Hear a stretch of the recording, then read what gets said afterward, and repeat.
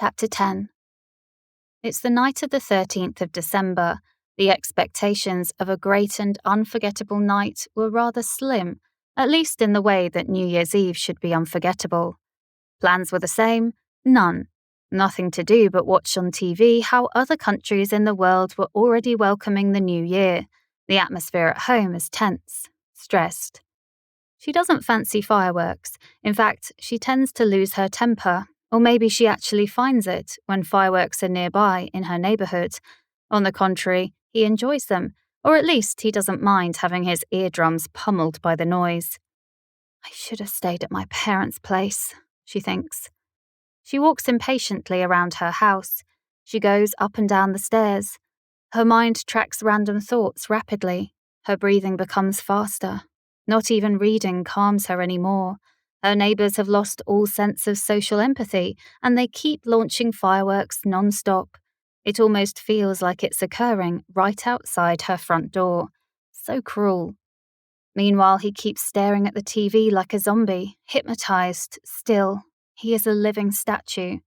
She demands that he ask the neighbours to stop setting off fireworks. Her nerves are driving her crazy, or else she'd be the one taking charge of the job. Big mistake. For a moment, she thinks and wonders whether it was smart to treat him that way, since being altruistic wasn't necessarily his biggest strength.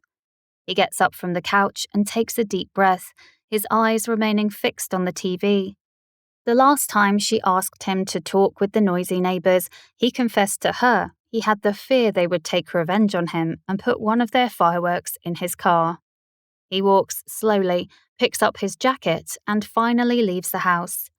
Meanwhile, she is the human version of a lab mouse, trapped in this tinny and transparent labyrinth, impatiently waiting for the next experiment.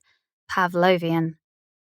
She clasps her hands, bites her nails, and closes her eyes. It will be all right. Soon, all this will be over. Calm down, sweetheart. Please, let it be over. I need it to stop. Breathe, June. Breathe. She opens her eyes and looks for her phone. Once she finds it, she searches for a playlist she can stream on the TV. It's called Fiesta. Today is party day, or at least that's what we all think about on the 31st of December. The entire planet is one big party. It's the last day and night of the year, and everybody can't wait to welcome the new year. They all wait for it, filled with wishes, resolutions, and promises for the 365 days ahead, even though some of them give up by February. Others climb the wall or a mountain, or even crawl through the darkest tunnels so they can reach their goal. We see a bit of everything tonight. It's party time. She plays her favourite song, not too loud, just enough. She stares blankly into space. It's one of her blackouts. Daydreaming time. Augusto is back in the house. He takes a deep breath and says, "They said they'd stop, but if I were you, I wouldn't count on it." She jumps from her chair in euphoria, though anxiety has taken over her. I should have stayed at my parents' house. Why didn't you just stay at your parents' house, June? When will you start thinking about yourself and not only everyone else? She walks up the stairs, talking to herself, reprimanding herself at experiencing this situation when it could have been avoided. June gets to her room, but the noise gets louder. She closes the windows, the curtains, and the door, and lies in bed, covering her head with a pillow as a facsimile of isolation that doesn't really work. The noise has quietened slightly, but it isn't gone, and it's only 11:15 p.m. Meanwhile, he's still sitting on the couch in front of the TV, hypnotised by his cell phone, lost in his electronic threesome. He only cared about the phone. Everything else could go to hell. Fed up with hiding from the intolerable noise from the street, she rushes downstairs like a fierce tiger. She puts her jacket on and goes outside to confront the antisocial neighbour who hasn't stopped launching fireworks close to her home all day long. To be honest, this has been happening everywhere. The planet was burning, damn it. The native language of June's home country is never more natural and fluent from her lips than when she is absolutely possessed by rage, fury, and frustration. Her stomach cramps. She twists in pain. She can't handle this anxiety any longer. The fireworks party is literally killing her mind. June gets back to the house and confronts Augusto, demanding that he keep pushing the neighbours to stop the noise. He hardly moves a finger but says, "If they didn't listen to me, they won't listen to you. The only thing we can do is wait until the night is over so they can calm down," all while his eyes stay fixed on the TV screen. June feels she has lost all control over herself. "I hate you so much. Not even this word can describe the contempt I have for you in this moment. How can you be so insensitive, so damn cold? Look at me. Those assholes are destroying my nerves. Your job is to take care of me. Your job is to protect me and not let some jerk destroy the tranquility of this house. Oh my God, look at you." He just looks at her with his blue eyes and baby face, even at 35 years old, hopeless that she will ever understand that she is living in a world of her own creation. "I already went to talk to him. You yourself even went to talk to him. If he doesn't stop, it's because he obviously feels he has the right to keep doing it, and we don't have control over that. Besides, it's New Year's Eve, June. What do you expect? The whole planet is setting off fireworks." Unable to control her tears, June storms upstairs for the millionth time. She angrily throws open the door to her room. She doesn't care about a thing anymore, at all. She looks for her night table, out of control. Tears roll down her chin so quickly that she doesn't have time to dry them. Her heart rate increases. Her chest feels like it's about to explode. What is she looking for? What can't she find? She feels convinced that she doesn't have a place on this planet, in this world. She can't find it, and her hopes are extinguished. "Fuck! It's all my fault! It's all your fault, June!" She curses herself while she lies back in bed.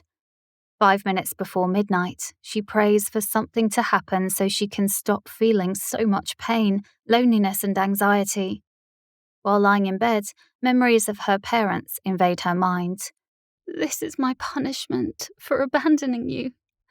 Please forgive me. I can't undo things. I've even tried to finish myself off, but I can't even do that properly. I don't know what to do with myself or how to stop making mistakes." June whispers to herself. She closes her eyes as her tears soak the sheets. Seconds before midnight, she jumps from her bed and runs to the bathroom, hoping it will be more insulated against the noise, more protected. She closes the door furiously without turning the light on. She sits on the floor next to the bath, curled up, her hands against her ears. Her mind is gone, hundreds of kilometers away, and her ears are buzzing.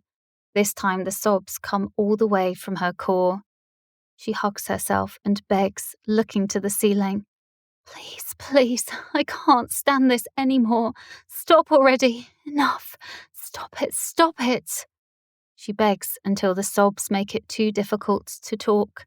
She lies on the floor clutching her belly, the cramps painfully reminding her of someone. The fury and frustration she feels is not directed at the man sitting in front of the TV, like nothing is happening to her, nor is it directed at the antisocial neighbours. Instead, she feels fury at herself. June hates herself for staying in a relationship in which love had disappeared ages ago and sex was no longer even a motivation. She hates herself for being in the situation she is now in, all because she let them step on her values, her priorities, her dignity.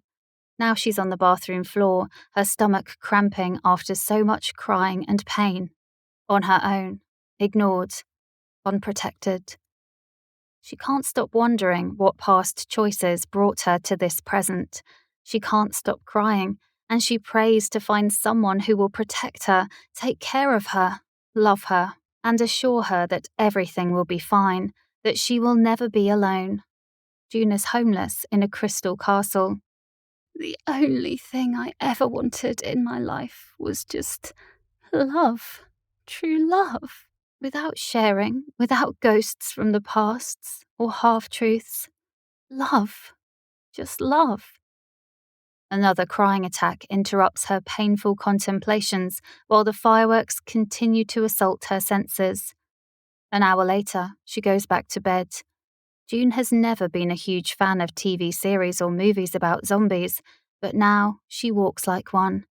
Her face is swollen, her eyes red from crying, her ears still buzzing as a result of the fireworks, her normally curly hair now shapeless and limp. This time, she simply throws herself into bed, completely covering her body and head with pillows as she begs the universe to let the pillows suffocate her so she won't have to wake up the next day. However, all the crying of the past few hours has left her exhausted. She sleeps through what is left of the night. June always dreams, but that night all her dreams shut down. Something inside her really did die. The next morning, the smell of fresh coffee wakes her up. He has made her breakfast and silently brings it to her in bed. She sits up and begins eating slowly, since a painful headache is torturing her head. Her face looks different, and her heart doesn't feel the same either. While she eats, she hopes he has put poison in the food, but she finishes the breakfast the same way she started, awake. Half an hour after that very first breakfast of the new year, they are living in their own worlds without exchanging a single word with each other. But she swears that she will never ever let life snatch at her the way it did the night before. She swears that this day will be the beginning of her own self-government, and she will decide her own destiny. She converts the hate she feels toward him into motivation to achieve her goals regardless of the opinions of other people. She promises to make death regret not having taken her when she had volunteered herself so many times. She didn't bother to give any weight to the opinions of other people. If I wasn't born to be loved, if I am dead to love, if I don't exist for love, if love doesn't want to love me, if love hates me, then it won't be my business anymore. Those feelings will be reciprocated and non-negotiable. Everything started that night, the 31st of December, when the naive expectations of an unforgettable evening were low.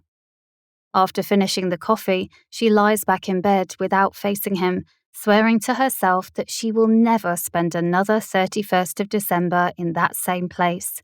She has enough proof, and it's time to open her eyes. This relationship is dead. It's general knowledge that the past can't be changed, and if she could change something, she wouldn't. But she was certain about her future, that it wouldn't be with him, at least, not while she was still breathing.